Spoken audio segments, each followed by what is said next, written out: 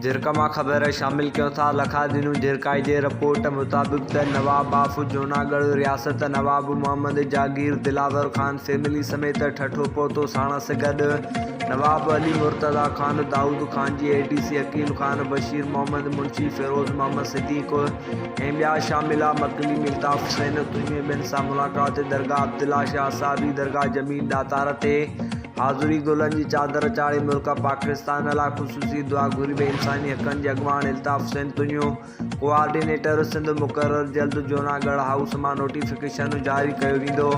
ख़बर मूजिबि रियासत जूनागढ़ जे नवाब मोहम्मद जागीर दिलावर खान जी चयो आहे त ठठे सां रूहानी रिश्तो आहे जेको हमेशह क़ाइमु रहंदो। जूनागढ़ पाकिस्तान इल्ताफ़ हुसैन तुंहिंजो खे मीडिया कोआर्डिनेटर सिंध मुक़रर कजे थो, जंहिंजो नोटिफिकेशन जूनागढ़ हाउस मां जल्द थींदो। उन मौक़े ते नवाबज़ादा अली मुर्तज़ा खान जी ADC नवाब अकील खान, सीनियर सहाफ़ी बशीर मोहम्मद मुंशी, हाई कोर्ट जो वकील फिरोज़ मोहम्मद सिद्दीक़ी, सैयद इल्ताफ़ शाह शिराजी, वाहिद शोरो इरशाद गंदरो, सैयद अली शेर शाह चौधरी, वाजिद सैयद तश्कील शाह, परवेज़ अब्बास, बशीर शोरो, DP नायो शाह, ख़ालिद दातारी, सलीमान मला, ख़लीफ़ो मकी, राहिल सजाद, आबिद कुरैशी, बिलावल नारिज, अनवर अली, मुश्ताक शोरो ऐं ॿिया मौजूदु।